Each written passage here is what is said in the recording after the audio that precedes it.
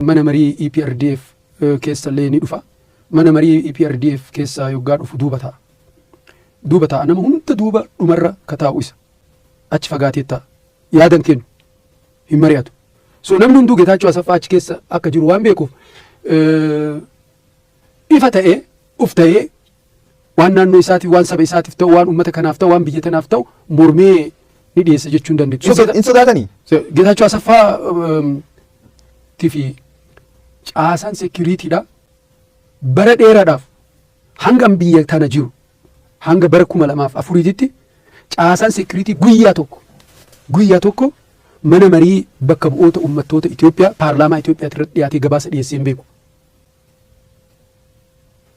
Hanga ani biyyaa bahe ministeera moo maal godhanii yeroo Hayilamaariyaam minaalbaata Geetaachoo illee haa ta'u nama biraa haa ta'u dhufee gabaasa godhe ta'a. Caasaan kun uummanni Itoophiyaa hin beeku.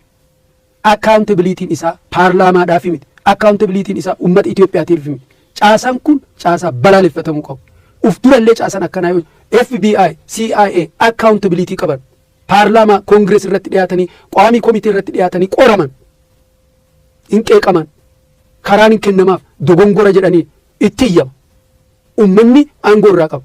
Sekuriitiin Itoophiyaa TPLF qofa accountability qabaachaa ture. TPLF keessa mallasiin malee namni tokko harka keessa naqachuu hin danda'u. Meeshaa dhuunfaa mallas ture. So ifattiin dubbadha. Uummanni Oromollee uummanni Itoophiyaallee dhaga'uu qaba kana. Hanga an beekutti hanga xiinxalletti caasaa keessallee bahee waan kana guutuu qorachuudhaaf yaadee jira. Mataa bilisa ta'e. Itoophiyaa duuba taa'ee tokkoffaa kan inni sodaachisu mana marii EPRDF. Lammaffaa siraa asfaxaamii sodaachisa. Sadaffaa kaabinee. Everybody. Namni sekuriitiin sodaanne hin jiru caasaa mootummaa keessa ka jiru.